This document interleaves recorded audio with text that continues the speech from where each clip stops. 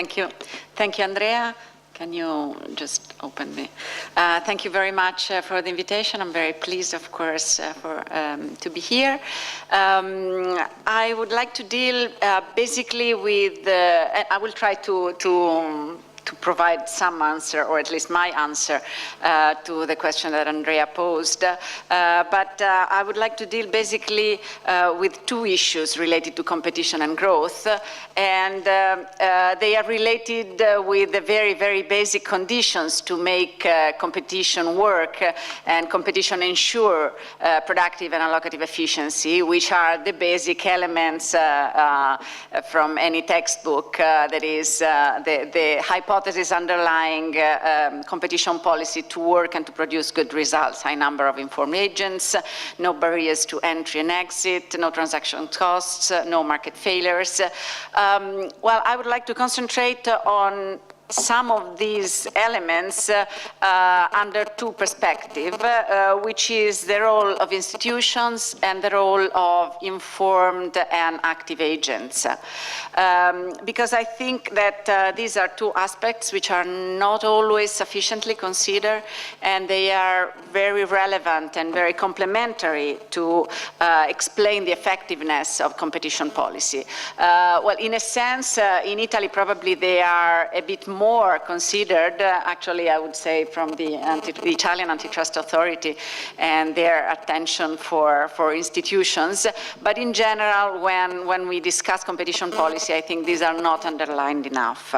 The list that I have here, in a sense, complements what Gloria was already partly saying before. I here summarize some of the main institutions which are probably relevant for competitions to work and to produce efficiency and effectiveness. The first is certainty and stability of the legislative framework. Here, the idea is that an unstable and uncertain legislative framework induces uncertainty in the market, well, has a number of other unpleasant effects, like favoring corruption, and through this channel, unfair competition, it favors litigation. Through these channels, it limits entry, because it favors those who are on the market who may rely on mechanisms which are not open competition. In a wider sense, of course, a well-designed legislation dealing with the regulation of markets where we have market failures is another extremely important channel to ensure that competition produces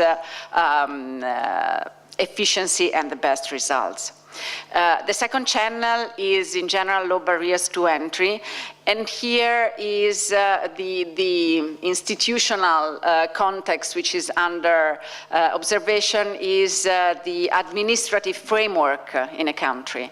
An excessive or not well-designed product market regulation may induce excessive, unnecessary, unjustified barriers to entry. The third important institutional aspect is barriers to exit, which is the other side of the coin, which is, again, I think, often not enough considered. An ineffective exit discipline, which is normally designed by a bankruptcy legislation, worsen ex-ante credit market conditions, but exposed increases entry costs, and through this channel reduces competition allocative efficient. And the last channel, I don't have to say too much because Gloria has already dealt with this very much. Ineffective contract enforcement, mainly through the working, the efficiency or inefficiency of civil justice, but actually also criminal justice. Favors other channels, informal channels of enforcement, which are or might be based on reputation, and creates advantages for the incumbents, making it more difficult for entrants to be able to enter the market. Is there evidence about all these channels? Well, there is some, even if regarding the first channel, the legislative framework, it's very difficult. We believe, in a sense, that this is probably the most important one because it's very general. It affects the working of all the other channels, but it's extremely difficult, of course, to find empirical evidence because it's very difficult to build well-constructed indicators of certainty and stability of the laws. We actually have tried to build some evidence at the research department, and it's pretty obvious that the instability and uncertainty of the Italian framework is very high. Concerning the second channel, entry, barriers to entry due to, say, not very friendly administrative framework, here there is quite a lot of evidence. It's typically based on the doing business indicators built by the World Bank. They measure barriers to entry or the difficulty of obtaining permits in all sorts of market activity. And the evidence is actually that lower bureaucratic burdens are associated to higher entry rates, stronger competition, higher productivity, higher investments. The amount of empirical evidence here is quite robust.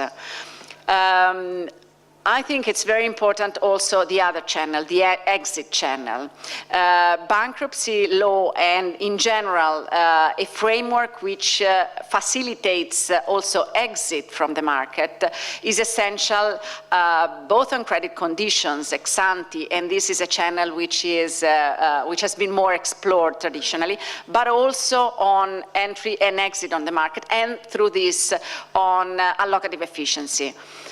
Here we have evidence on the US and Italy, especially on credit conditions. We also have recent evidence on allocative efficiency. This is just a graph from a paper which tries to build some indicator on allocative efficiency in OECD countries, and it shows well, it's a very synthetic sort of indicators. It shows a negative correlation between the allocative efficiency within a country, which is a sort of measure of how much resources are able to move towards the most efficient sectors and companies and firms, and the costs to close a business related to bankruptcy legislations. This, I think, is one of the very important channels which affects the way competition policy impact on a country, on the competitiveness and growth of a country, especially, of course, in difficult periods, in troubled times as we are now. And hence, I will go back to this to answer a little bit the question that Andrea was posing. I think this is one of the very important channels to ensure also some sort of short-term effect of competition policy. Concerning the fourth channel, contract enforcement, Gloria was already giving some examples of empirical evidence, and this is really wide, of the impact of an inefficient contract enforcement and efficient civil justice in a country in terms of all sorts of economic variables related somehow to growth, to the growth of a country. They are conceptually related to the effect of reputational enforcement mechanisms which discourage entry, but produce a number of negative results on the possibility of growth of a country. I think that basically all these channels as a whole have an important, a substantial complementarity with competition policy, and hence they help a lot in explaining in a country like Italy why a competition policy which in principle is well designed is in some cases is not able to produce the desired results. I must have to say that under all these four respects, A lot has been done in Italy over the last few years, in some more than others, more in terms of exit, for example, than in terms of low quality or entry and contract enforcement in between, but certainly quite a lot has still to be done. The second element that Andrea was citing is the role of agents' education, widely speaking. One of the conditions to make competition work is that agents are able to make arbitrage across companies, across different products, and they are able to use the information that is available or to look for the information that is needed. This is an issue that is, of course, not very relevant in some markets where products are homogeneous and easy to analyze and to choose and to test and verify. It is extremely relevant in other markets. Financial markets is, of course, one of these. Here, the asymmetry of information is huge. Here, of course, there is a role for reducing this asymmetric information through other channels, and regulators, of course, have a role in this. But there is also a huge role for agents' literacy. Increasing agents' financial literacy is an important channel to help them to self-help and to be able to actually choose in a conscious way and produce and make competition work much better. This is an area where the Italian market is actually very weak. We have the results of surveys, OECD and other sort of surveys showing that actually Italian students, but the Italian population as well, has a very low level of financial literacy.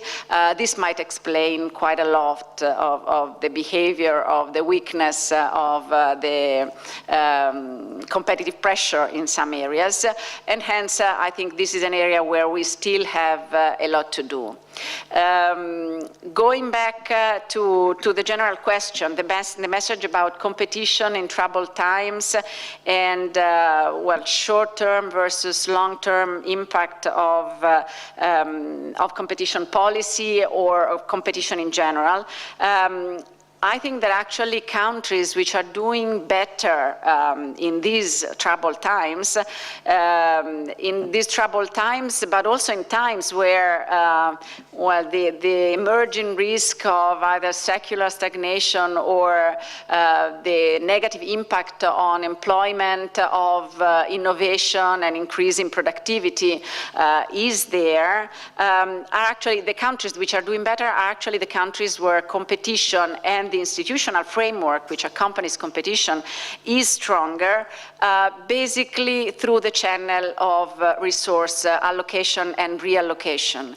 I think that is the channel where we might expect also a short-term impact of a positive short-term impact of a competition policy. A competition policy, of course, accompanied by a friendly institutional framework. And it's the channel through which we might expect also a help in terms of employment, not just in the long term, but also in a reasonably shorter horizon. Thank you.